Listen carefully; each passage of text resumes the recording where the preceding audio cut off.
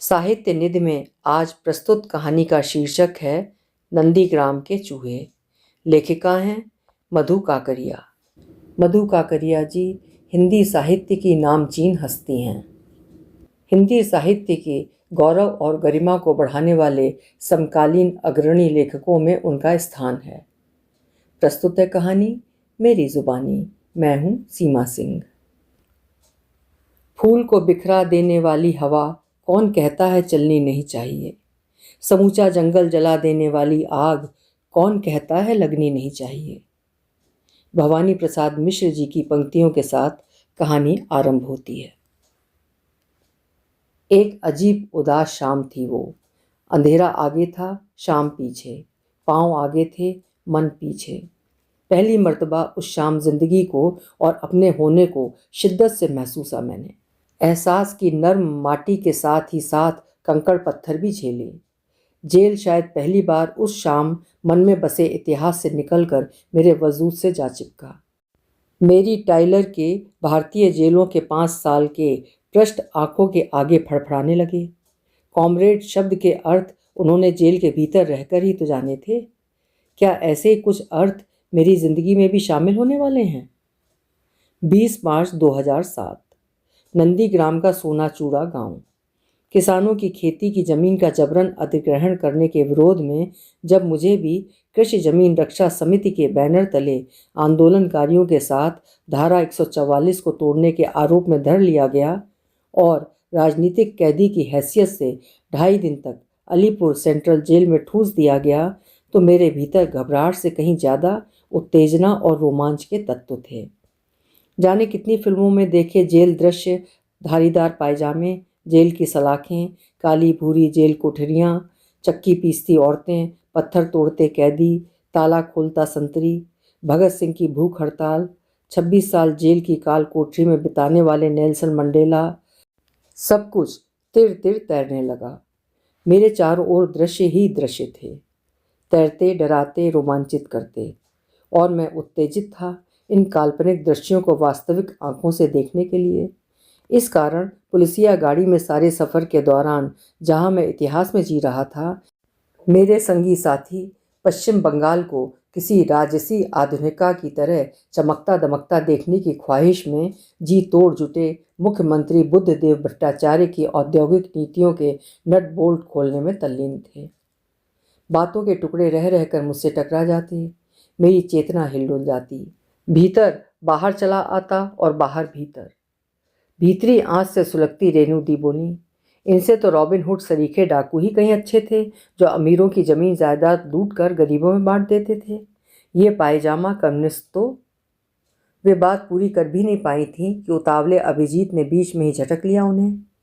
अब बुद्धदेव भी बेचारे करें तो क्या करें, उनकी भी तो सारी कोचिंग वहीं से होती है जहाँ के प्रधानमंत्री ने मार्क्स और माओ दोनों की मिट्टी पलीत करते हुए कहा, आहा कितनी शानदार चीज़ है ये अमीरी।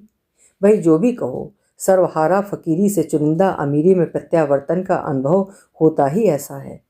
क्या फ़र्क पड़ता है कि बिल्ली सफ़ेद है या काली, जब तक कि वो चूहा पकड़ती है। फेटा कसकर दीपंकर महाशय भी आगे आए। पहले हमारे बुद्ध देव को स्वप्न में सर्वहारा दिखते थे, अब तेज रफ्तार में भागती दौड़ती बिल्ली दिखती है। समानता सर्वहारा का चिंतन तो अब फिजूल खर्ची लगना ही है। बिल्ली की खूंखार कंजी आंखों के सम्मोहन से शायद कहीं डर भी गए हैं। बेचारे इस कारण बिल्ली के लिए रास्ता साफ करने में लगे हैं। अब इसी बिल्ली दौड़ में कुछ 1000 चूहे मर भी जाएं तो क्या हर्ज, ये तो जमाने से ही होता आया है। नंदीग्राम के चूहे क्या कोई अनोखे चूहे हैं? देखना, बिल्ली दौड़ेगी और लाख टके की सस्ती कार में दौड़ेगी। बचे हुए भूखे नंगे चूहे अपने बिलों में दुबके देखेंगे इस शाही नज़ारे को। अब चूहों का दुख भी भला कोई दुख है? दुनिया की कौन सी सियासत का आंचल भीगा है चूहों के इन आंसुओं से? चेहरा तमतमा गया रेणु दी का, जैसे नंदीग्राम के सारे चूहे उनके चेहरे से चिपक चुनचुना रहे हों। तल्ख स्वरों में कहा उन्होंने, इस बिल्ली की टांग तो हम तोड़ देंगे, बस जनता जरा साथ दे दे। उनकी सारी उम्मीदों और सपनों पर बुलडोजर चला दिया अभिजीत ने। जनता की भली कही, उसकी तो सारी ऊर्जा, सारा दमखम अपने अस्तित्व को बचाने में खप जाता है, जहाँ दाएं बाएं तक देखने की फुर्सत नहीं। सुना नहीं दिहाड़ी संजय राव के बारे में? बेचारा ट्राम की पटरी ठीक कर रहा था। देर रात तक काम करते करते इतना थक मर गया कि वहीं लुढ़क गया पटरी पर ही। भोर में कंडक्टर ने ट्रायल के लिए पटरी पर ट्राम दौड़ाई। कंडक्टर को अंदेशा नहीं था कि कोई पटरी पर भी सो सकता है। उसने ट्राम दौड़ाई और वो थक कर बेसुध। ट्राम चली गई, मर गया, न भूख से न हारी बीमारी से, हाड़ तोड़ मेहनत से। तो क्या करेगी ऐसी थक कर बेदम हुई जनता? ये हर युग का सत्य है। जब पोरस और सिकंदर के बीच घमासान युद्ध चल रहा था तो उससे थोड़ी ही दूरी पर इस युद्ध से निरपेक्ष किसान हड्डी तोड़ मेहनत कर रहे थे, खेत में हल चला रहे थे। तो रेणु जी, समय और फिजा में बहती हवा ही जनमानस तैयार करती है। आज फिजा में अय्याशी है, समर्थ और समृद्ध दिखने की हवस है। बाहर टुपुर टुपुर वर्षा होने लगी थी। मौसम ठंडा होते होते खुशनुमा होता जा रहा था, पर भीतर इतनी गर्मा गर्म बहस चल पड़ी थी कि विचारों के फरिश्ते भाप बन जहां तहां उड़ने लगे थे। इस कदर कि पता ही नहीं चला कि कब 27 किलोमीटर की दूरी बस ने तय कर ली और अलीपुर सेंट्रल जेल की बाहरी चाइनीज दीवार को पार कर हम मुख्य द्वार तक पहुंचे। बड़ा सा लोहे का कपाट और उस पर जड़ा बड़ा सा अलीगढ़ी ताला, बंद शाही दरवाजे के सपाट सीने में खुलती छोटी सी खिड़की, आसपास ढेरों पुलिस। हमारी बड़ी सी सरकारी गाड़ी के लिए शाही दरवाजे को खोला गया। चूंकि हम राजनीतिक बंदी थे, पुच्छल तारे की सी 2-1 दिन की हमारी हस्ती, इस कारण सबसे पहले हमें जेल सुपरिंटेंडेंट मिस्टर मंडल के कक्ष में बैठाया गया। फिर गिना गया। जेल के मुख्य द्वार के एकदम करीब बना हुआ उनका बड़ा सा कमरा। कमरे के सामने वाली दीवार पर टीवी के 7-8 मॉनिटर 3 कलर में लगाए हुए। इन्हीं मॉनिटरों द्वारा सिगरेट के धुएं के छल्लों से घिरे मिस्टर मंडल जेल के हर एक वार्ड, हर एक सेल, सिंगल सेल, डॉर्मेट्री और कंडेम्ड सेल की गतिविधियों पर नज़र गड़ाए हुए थे। एकाएक मुझे लगा जैसे हम जेल सुपरिंटेंडेंट के कक्ष में नहीं वरन किसी क्लासरूम में बैठे हैं। हमारी ठीक सामने ब्लैक बोर्ड था, ठीक वैसा ही जैसा स्कूल के दिनों में हुआ करता था। बोर्ड की ऊपरी पट्टी पर चौक और डस्टर भी हूबहू स्कूल के दिनों वाले। बोर्ड पर कुछ आंकड़े थे, कुछ जिंदगियां थीं, उनका लेखा जोखा था, या कहिए कि जिंदगियों की दास्तानी आंकड़ा बनी हुई थी। बानगी इस प्रकार थी: सजा याफ्ता कैदी 5, लाइफर मतलब उम्र कैदी 50 + 6, सिंपल इम्प्रीजमेंट 1056 + 60, रिगरस इम्प्रीजमेंट 78 + 2, यानी कुल 2134 जिंदगियां थीं वहाँ, अपने अपने अपराध के अनुसार अपने अपने खेमे में। मैंने एक नज़र मॉनिटर पर दौड़ाई। बीच वाले मॉनिटर में एक कैदी के साथ एक संतरी खड़ा था। कैदी टॉयलेट गया था, संतरी बाहर खड़ा उसकी निगरानी कर रहा था। वो सिंगल सेल का हार्ड कोर कैदी था। नक्सलवादियों के ज़माने में जब जेल कैदियों से खचाखच भरा था तब ऐसी व्यवस्था नहीं थी। सेल के भीतर ही गड्ढा खोद दिया जाता था हगने के लिए। फ़ोन पर मिस्टर मंडल किसी उच्च अधिकारी से बतिया रहे थे, शायद जेल सचिव से। बात करते ही करते मिस्टर मंडल के चेहरे पर दूसरा चेहरा चिपक गया था, जिस पर परेशानी की रेखाएं चमकने लगी थीं। हमारे आ जाने से उनकी रोज़मर्रा की व्यवस्था गड़बड़ा गई थी। ललाट पर सिलवटें, स्थिर पुतलियों से उन्होंने हमें देखा, नाक पर लुढ़काए चश्मे को ऊपर खिसकाया और थोड़ा तनकर बैठ गए कुर्सी पर। फिर एक गहरी नज़र उन्होंने हम पर डाली। हमारी शक्ल सूरत से उन्होंने हमारे भीतर के शैतान या इंसान का जायज़ा लिया और सिर पर हाथ रखकर सामने खुले रजिस्टर पर कुछ मांडते रहे। फिर वे अभिजीत की ओर मुखातिब हुए। बिल्ली की तरह आंखें मिचमिचाते हुए कहा उन्होंने, देखिए, एक तो कम स्टाफ है और जो है उसमें भी अधिकांश को खपा दिया है जेल की सीमा सुरक्षा में। लिहाजा राजनीतिक कैदी होते हुए भी एक बार तो हमें लोगों को डॉर्मेट्री में अन्य कैदियों के साथ ही रखना पड़ेगा। आधा पौना हंसते हुए उन्होंने फिर एक जुमला उछाल दिया, चलिए हंसों को कौवों के बीच बैठा देते हैं। हे भगवान, हत्यारों और डकैतों के साथ रहना! हम सबकी सामाजिक हैसियत एकाएक शेयर मार्केट की तरह नीचे लुढ़क गई थी। कुछ सघन पल, बाहर कई चिड़ियाँ एक साथ चहकी। हमारे कुछ साथियों को जैसे सांप सूंघ गया था, पर मेरे लिए इस सूचना से जिंदगी में दिलचस्पी एकाएक बढ़ गई थी। भीतर पूनम का चांद उगाया। जिसने जेल नहीं जाना, जानो उसने जिंदगी को संपूर्णता से नहीं जाना। जाने कहाँ पढ़ा, कब का पढ़ा संवाद कानों में कूं कूं करने लगा। याद आया नक्सली नेता काकू अर्थात आशीष चटर्जी का वो जेल अनुभव, जिन्हें 24 घंटे डंडा बेड़ी में रखा जाता था, जिससे कंडेम्ड सेल में इतना सघन अंधेरा और जानलेवा सन्नाटा था कि 6 महीनों तक तो उन्होंने संतरियों के अलावा किसी इंसान की सूरत तक नहीं देखी थी। और कई बार तो संतरी जब खाने की थाली लाता तो वे खुद समझ नहीं पाते कि खाना दिन का है या रात का। बहरहाल हम मंडल साहब के कक्ष से डॉर्मेट्री की तरफ। प्रथम दृष्टि से जेल बहुत रमणीय लगा, दूर दूर तक फैला, जहाँ तहाँ देवदार, कृष्णचूड़ी, राधापुरी के पेड़ और छोटे मोटे दर्जनों गमले मौसमी फूलों के। क्या सौंदर्य और अपराध हम बिस्तर होते हैं? हो सकते हैं। कौन जाने प्रकृति और सौंदर्य धीमे धीमे भीतर के कचरे को बाहर कर अपराधी के जीवन को अर्थ और सौंदर्य से स्पंदित कर दे, सोए सत्य को जगा दे, जीवन के संस्पर्श से मन के मौसम को फिर खिला दे। मैं फिर विचारों की जुगाली करने लगा कि जैसे जेठ में सावन हुआ, 25-26 वर्ष का एक सुंदर सुदर्शन तिरछा युवक सामने पड़ गया, उम्र कैदी, माथे पर गिरते बाल और चेहरे पर ताजे खून की चमक। न कैदियों से धारीदार पायजामे, न सिर पर टोपी, न कोई नंबर, साफ टी शर्ट और पैंट, जैसे कॉलेज जाता कोई युवक। अपने ही साथी के मर्डर के अपराध में उम्र कैदी था वो। ये और हत्यारा? मैं उसके साथ हत्यारा शब्द को किसी भी प्रकार जोड़ नहीं पाया। कल्पना में कैसा तो बिंब था हत्यारे का, मोटा तगड़ा काला कलूटा चेहरा। बचपन से संचित हत्यारे के मिथक को उन क्षणों मैंने टूटते देखा। पीछे से अभिजीत फुसफुसाया, हत्यारों के क्या सींग पूंछ होते हैं? मिस्टर मंडल के होठों पर हंसी किसी बूढ़ी चिड़िया सी फड़फड़ाई। होठों को वक्र कर कहा उन्होंने, माँ कसम, दबंग से दबंग शेर भी यहाँ आकर चूहे बन जाते हैं।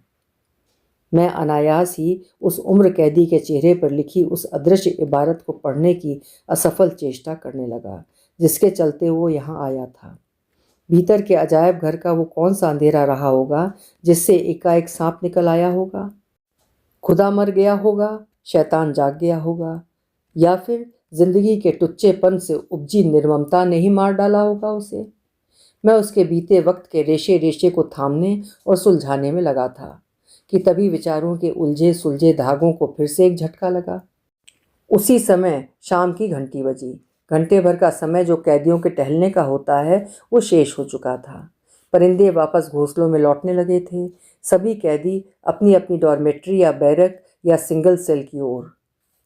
हम भी आगे बढ़े कि दाईं ओर से कुछ महिलाओं के खिलखिलाने की आवाज़ इस कदर हवा के झोंके के साथ झूमती हुई हम तक पहुंची कि जेल कविता हो गया। मिस्टर मंडल ने बताया कि वो हंसी महिला वार्ड से आई थी। महिलाओं ने अपनी जिजीविषा से जेल को भी घर बना डाला था।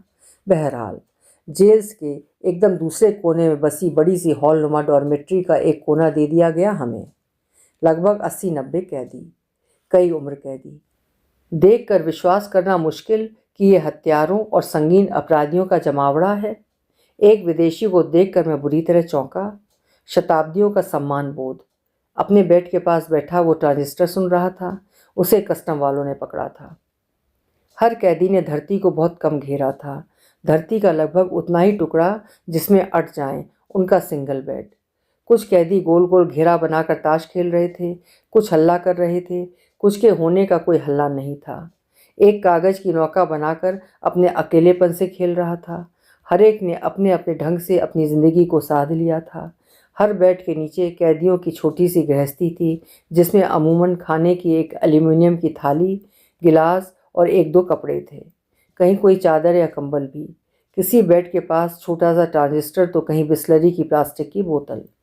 अपवाद स्वरूप एक बेड के नीचे हॉर्लिक्स की बोतल और ब्रिटानिया का बिस्कुट का पैकेट। वो शायद बीमार था। ताज्जुब कोई भी फिल्म में दिखाए कैदी जैसा नहीं था। ना धारीदार पायजामा, ना सीने पर टंगा कैदी नंबर, ना टोपी वोपी। सब अलग अलग अपने अलग अलग परिधान में। यदि जेल की चेतना को दिमाग से माइनस कर दिया जाए और गोल घेरे में बैठे ताश खेलते कैदियों को दृश्य से हटा दिया जाए तो मंजर बहुत कुछ उदासियां बिखेरता, किसी अस्पताल की उदास इमारत के जनरल वार्ड सा। हमें कैदियों से बहुत घुलने मिलने और बात करने की आज्ञा नहीं थी। शायद जेल अधिकारियों को डर था कि हम राजनीतिक कैदी कहीं उनका ब्रेन वॉश ना कर दें। इसलिए हम सभी ने टापू की तरह अपना एक अलग घेरा बना डाला था, रेलगाड़ी के वातानुकूलित कोच की तरह। हम हंस रहे थे, कह कहे लगा रहे थे, क्योंकि हमारे पास स्वप्न थे, उम्मीदें थीं, भविष्य था। हमारे लिए जेल सिर्फ एक प्लेटफॉर्म थी जिस पर हमें मुश्किल से 1.5 या 2 दिन गुजारने थे, जबकि बाकी सभी कैदियों के चेहरे पर एक महीन सी उदासी थी जो हमें देखकर और सघन हो गई थी।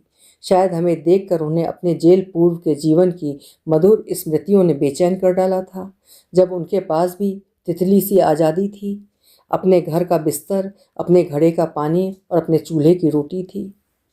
धीरे धीरे रात ढलने लगी थी। सभी कैदी अपने अपने सिंगल बेड पर सो गए थे।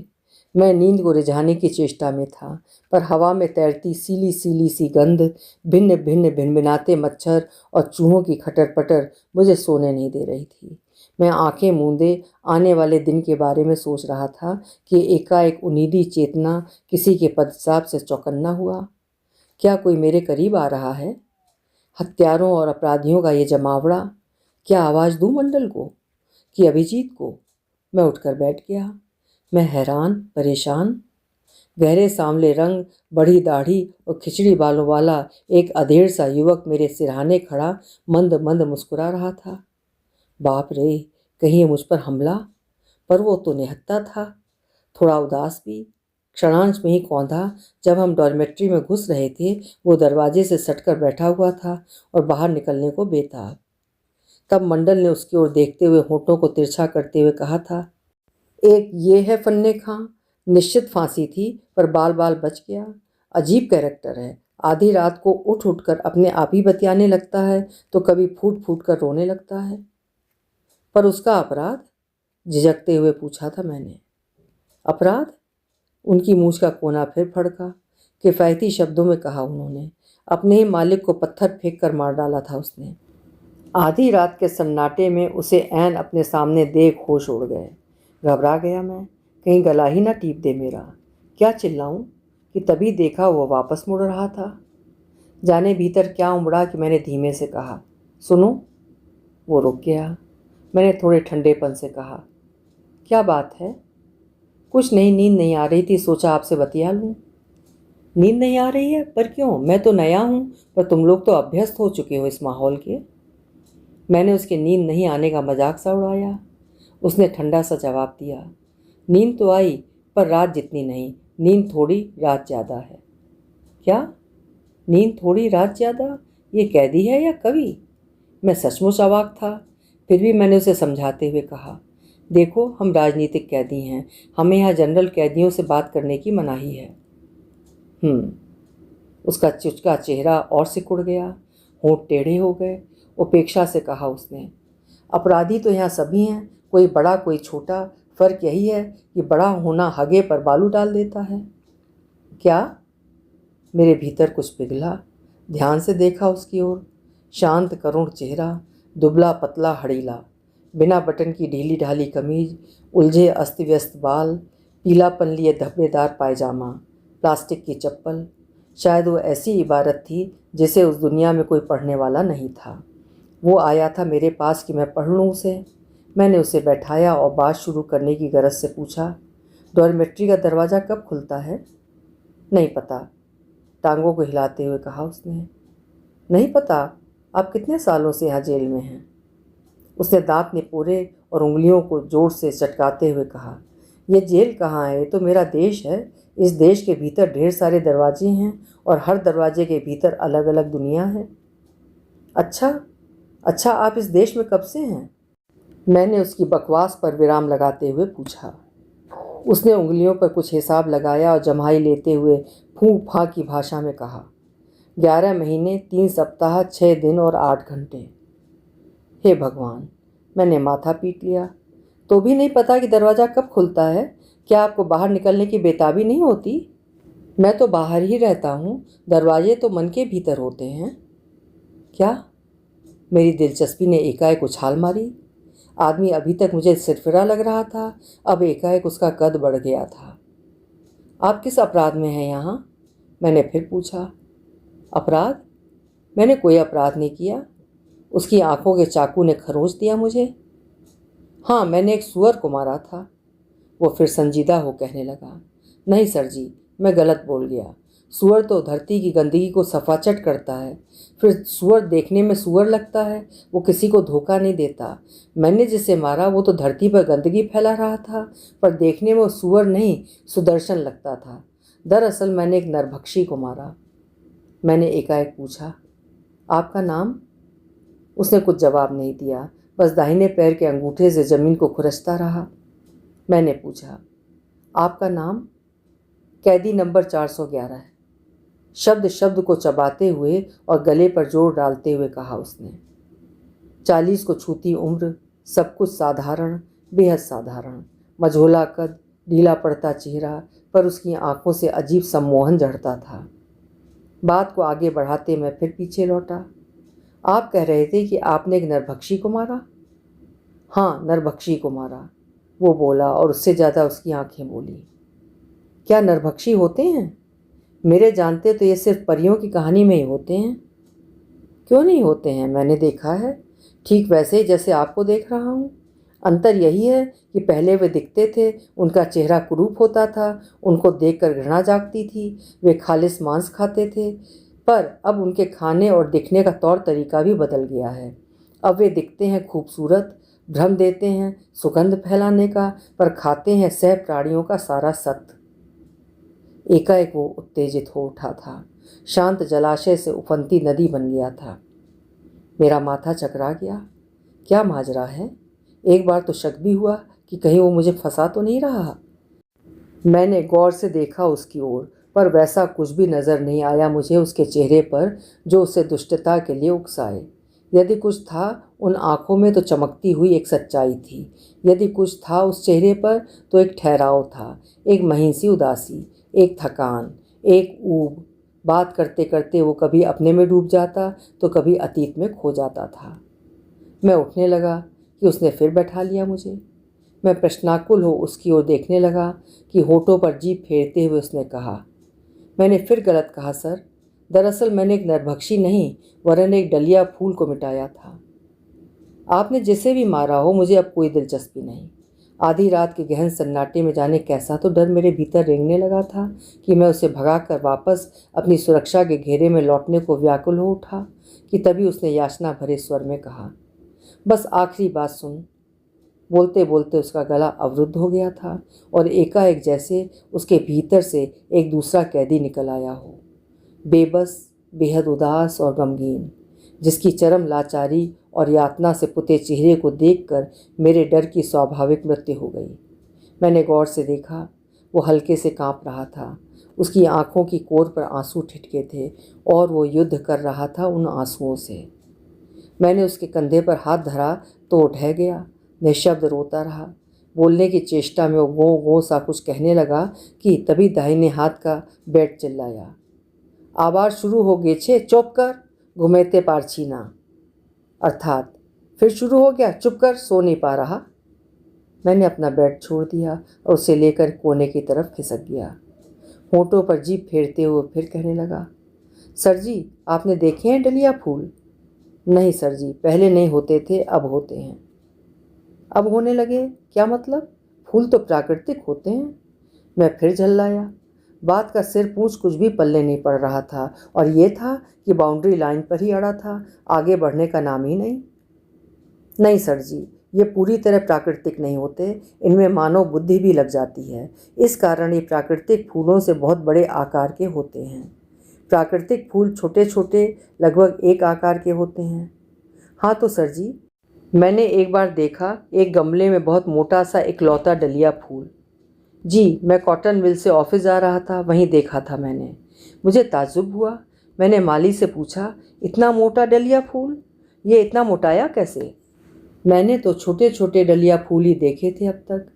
उसने कहा, यह स्वाभाविक रूप से माटी से फूटा फूल नहीं है, ये डिज़ाइनर फूल है जिसे अप्राकृतिक ढंग से मोटा बनाया गया है।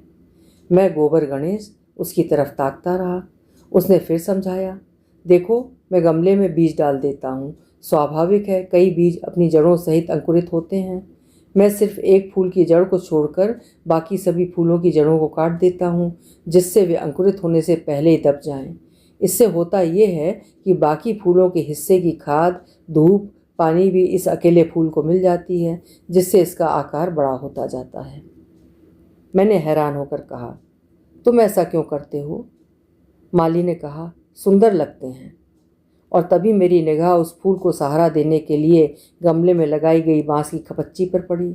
मैंने पूछा, ये बांस की खपच्ची क्यों लगाई?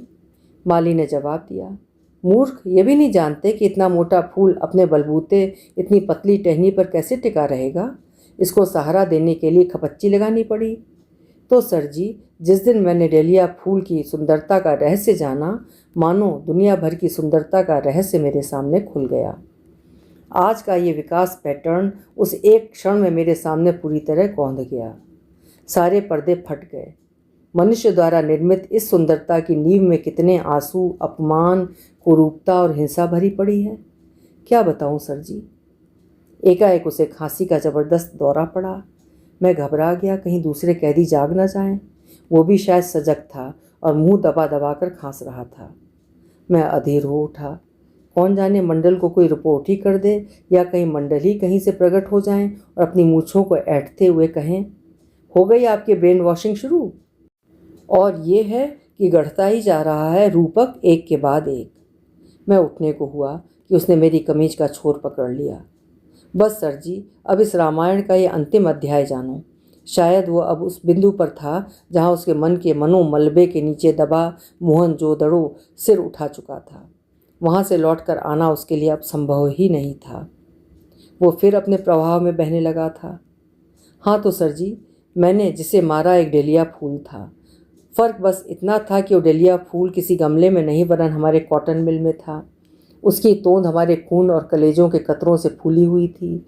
उस गमले की माटी में हमारे पसीने, खून और आंसू की खाद थी।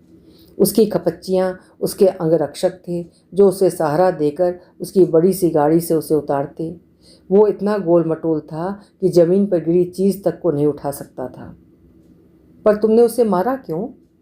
मैंने फिर उस पर लगाम कसी। अपने खिचड़ी बालों पर हाथ फेरते और अपने काले भूरे मसूड़ों को दिखाते हुए वो हंस पड़ा, एक उदास हंसी। हाय रे भगवान, आप आंदोलन के लोग, और आप अभी तक समझ नहीं पाए कि हमने उसे क्यों मारा। हमने उसे मारा कि सबको अपने हिस्से की धूप, हवा, पानी और खाद मिल सके, सब मिल सके। उस एक की आबादी की नींव में जाने कितनों की बर्बादी छुपी हुई थी। हम हर दिन इंच इंच भुखमरी की ओर बढ़ रहे थे। आम की गुठलियों को पीस पीस कर उसका आटा बनाकर खा रहे थे। हम गलते जा रहे थे और वो खा खा कर इतना मोटाता जा रहा था कि अपना भार भी खुद नहीं संभाल पा रहा था। एकाएक उसका चेहरा नन्हे से शिशु में बदल गया था, जिसका बहुमूल्य खिलौना छिन गया हो, और स्वर बहुत करुण हो गया। करुण और पवित्र, जैसे वो हत्या की कहानी नहीं, वरन देवी देवता की कहानी सुना रहा हो। उन लम्हों में एकाएक मुझे लगा कि इससे ज़्यादा प्राकृतिक, सहज और नैसर्गिक कोई इंसान हो ही नहीं सकता। वो फिर चालू हो गया। क्या बताऊं सर जी, उस फूल को उखाड़ने के लिए मैंने अपने को मार डाला। मैं फिर जन्मा, हिंसा करना और मारना सीखा। मैं एक मच्छर तक को नहीं मार सकता था, क्योंकि मैं सोचता था कि उसे भी जीने का अधिकार है। मैंने बहुत पीड़ा से गुजर कर यह हत्या की। मुझे सम्राट अशोक याद आते, जिन्होंने जीवन की शाम में अहिंसा को अपनाया। और पर मैं क्या करता? मेरे भीतर जो कुंड जल रहा था, वो उसके खून से ही बुझ सकता था। तब पहली बार मैंने जाना कि मनुष्य के भीतर कितना भयंकर जंगल और कितने खूंखार दरिंदे छिपे रहते हैं, जो उसे जीने नहीं देते। मेरी हालत ऐसी हो गई थी कि मेरे ख्याल में सिवा बदले के और कुछ रहता ही नहीं था। मुझे जाना होता हावड़ा तो मैं पहुंच जाता सियालदह। मैंने काली माँ की चौखट पर जाकर सिर पटका, माँ मुझे ताकत दे कि उसे उखाड़ सकूं। जब तक जिंदा रहेगा वो हरामी, जाने कितने मोहनदा मरते रहेंगे। मोहनदा? कौन मोहनदा? मैंने पूछना चाहा, पर उसके तेज बहाव में मेरा प्रश्न तिनके सा बह गया। सर जी, मेरी जनानी अर्थात पत्नी, उसने देखी थी मेरी छटपटाहट, मेरी बेचैनी। देखा था उसने मुझे रात रात कच्ची जमीन पर मुक्के मारते हुए। उसने कहा, आमी की कोड़ते पारी, अर्थात मैं क्या कर सकती हूँ। मैंने इतना ही कहा, आमार पथ अवरुद्ध करो ना, अर्थात मेरा रास्ता मत रोको। वो देवी थी, हट गई मेरे रास्ते से, पर अंत में उससे भी नहीं रहा गया। उसने कहा, लेकिन ये रास्ता तुम्हें बर्बाद कर डालेगा। मैं घुटने टेक कर बैठ गया और हाथ जोड़कर मैंने कहा, देवी, यदि जीवित रहा तो तुम्हारा ऋण फिर कभी चुका दूंगा, पर उस शैतान को जब तक नहीं उखाड़ फेंकूंगा सामान्य जीवन नहीं जी सकूंगा। मैं यूं भी मैं जीवित कहाँ हूँ, मैं तो जीते जी चिता पर चढ़ गया हूँ, विष पी पी कर नीला हो चुका हूँ। जाने क्या पढ़ा उसने मेरी आंखों में कि भालो थे को अर्थात खुश रहो, कहा उसने मुझे, और कुछ दिनों के लिए अपने भाई के यहाँ चली गई। जाने के पहले वो मुझे जबरन काली घाट ले गई। वहाँ काली मंदिर में वो फूट फूट कर रो पड़ी। माँ ओके सुस्त कर दाओ, पाठा बलि दिबो, अर्थात माँ उसे ठीक कर दो, बकरे की बलि दूंगी। एकाएक वो हिलक हिलक कर रोने लगा। भीतर की जाने कितनी चट्टानों को फोड़कर निकला था वो आर्तनाद। शायद पत्नी की स्मृति से उत्पन्न बेचैनी, अवसाद और यंत्रणा इतनी बढ़ गई थी कि उसकी देह के चोले में अट नहीं रही थी। वो बेड की कोर से माथा भिड़ा भिड़ा कर रोने लगा। ढुलकती आधी रात की निस्तब्धता में एक पूर्ण पुरुष का इस कदर बिलखना जिंदगी का कोई भी क्षण इससे ज़्यादा भयावह और दिल दहला देने वाला नहीं हो सकता था। सुबकते सुबकते ही कहने लगा, यदि लाख साल जी लूँ मैं और लाख जन्म ले लूँ तो भी उस देवी को भूल नहीं पाऊंगा मैं उसका कृष्ण नहीं बन पाया, पर वो मेरी मीरा बनी रही। भाई के यहाँ जाकर उसने अपना गर्भपात करवा लिया, पर मुझे भनक तक नहीं पड़ने दी, मुझे अपराध बोध से बचाने के लिए। और वो फिर रो पड़ा, जार जार रोता रहा। मैं तूफान के गुजर जाने का इंतज़ार करने लगा, पर मुझे अधिक इंतज़ार नहीं करना पड़ा।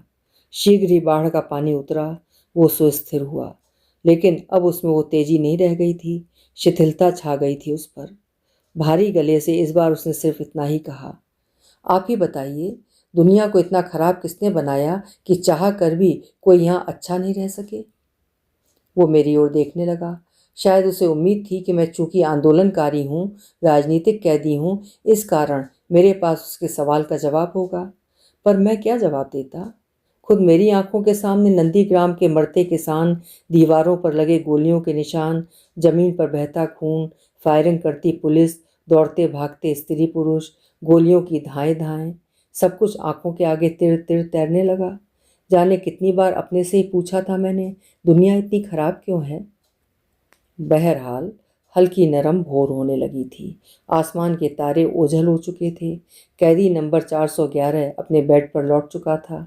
सुबह के घंटे के साथ ही हम सभी राजनीतिक कैदियों को हमारे रुतबे के अनुसार दूसरे कमरे दे दिए गए थे। लेकिन ढलती रात के वे कुछ लम्हे जिसमें कैदी नंबर 411 ने आप बीती के कुछ बदरंग टुकड़े मेरे सामने रखे थे, वे जैसे मेरे वजूद से चिपक गए थे। रह रह कर दिमाग में उसका सवाल हथौड़े चलाता, दुनिया को इतना खराब किसने बनाया? और इस सवाल के साथ ही मन के सूने सपाट आसमान में डेलिया फूल टंग जाता, प्रश्नों का चंदोवा तन जाता। कौन था ये?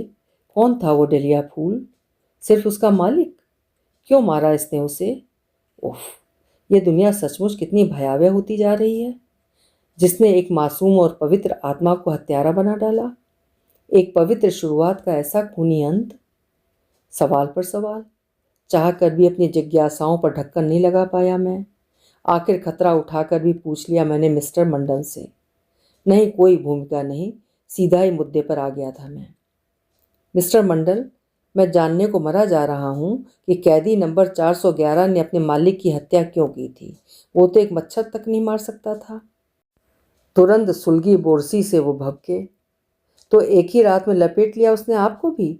क्या बताऊँ, बड़ी बेचैन आत्मा है, अजीब कैरेक्टर, सिरफिरा। कभी गमले तोड़ता है तो कभी भाषण देना शुरू कर देता है। उस पर विशेष नज़र रखनी पड़ती है। बहरहाल किस्सा कोताहा ये कि हाई ग्रोथ की बीमारी ने उसके कॉटन मिल के मालिक को भी जकड़ लिया था। अच्छी भली चल रही थी मिल, पर मालिक अब मिल की जगह शानदार शॉपिंग मॉल बनाने का सपना देखने लगा था। टालीगंज साइड में ज़मीन के भाव आसमान को छू रहे थे। मालिक रातों रात अरबपति बनने का सपना देखने लगा था। रास्ता भी साफ था, बस कुछ अड़चन थी तो कुछ 1000 मजदूरों की, जो किसी भी कीमत पर मिल को बंद नहीं होने देना चाहते थे। महंगाई बढ़ती जा रही थी और फैक्ट्री में काम करने की शिफ्ट लगातार कम होती जा रही थी। कहाँ 4-4 शिफ्ट में काम होता था और कहाँ आधी शिफ्ट में काम होने लगा। सारे कैजुअल वर्कर की छटाई हो चुकी थी और जो परमानेंट वर्कर थे उन्हें भी मालिक वीआरएस लेने के लिए दबाव डाल रहा था।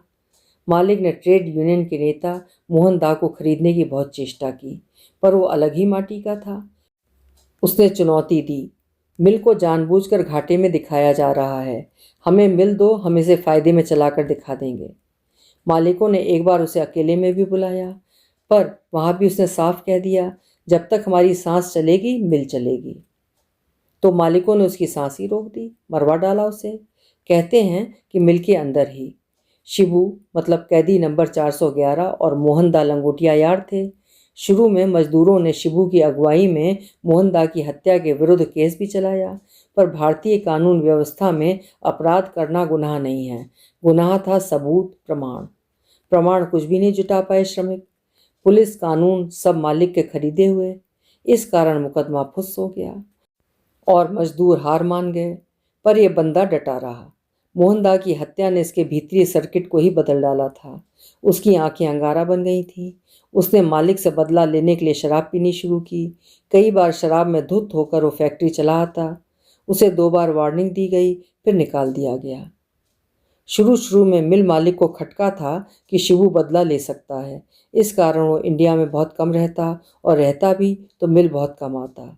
बस अंग रक्षकों से घिरे घर में फ़ोन से ही सब कुछ संचालित करता रहता। पर जब शिबू शराब में धुत होकर कभी नाली के पास पड़ा मिलता तो कभी फैक्ट्री के गेट के पास, तो धीरे धीरे वो शिबू की तरफ से निश्चिंत होता गया। ये शराबी क्या बदला लेगा। शिबू के कपड़े बदबू मारते। कई बार इसकी पत्नी इसे उठवाकर घर ले जाती, इसे नहलाती, खाना खिलाती, इसके कपड़े बदलती, पर शीघ्र ही वो फिर नाली में पड़ा मिलता। इसी प्रकार 8-9 महीने बीते। मालिक जब पूरी तरह से इसकी तरफ से निश्चिंत हो गया तो फिर उसने अपनी स्वाभाविक रूटीन शुरू कर दी। घर से बाहर निकलने लगा। धीरे धीरे उसने मॉर्निंग वॉक भी शुरू कर दी। बस इसी अवसर की ताक में था शिबू, क्योंकि तब वो प्रायः अकेला ही रहता था। एक सुबह जैसे ही मालिक गाड़ी से उतरा, शिबू छुप छुप कर पीछा करता रहा और मौका देकर एक भारी भरकम पत्थर इसने पूरे वेग से मालिक के माथे पर दे मारा। निशाना अचूक निकला। मालिक के माथे की नस फट गई, वो वहीं ढेर हो गया। कहानी सुनाकर मिस्टर मंडल चुप हो गए थे। अभिजीत ने दाद देते हुए कहा, तो ये लड़ाई भी बिल्ली चूहे की ही निकली। पर जो कहो, यार है दमदार। जैसे भी हो, इस चुप्पे समय में भी इसने बिल्ली की टांग तो तोड़ी। हम तो सिर्फ शालीन गिरफ्तारियां ही देकर रह गए।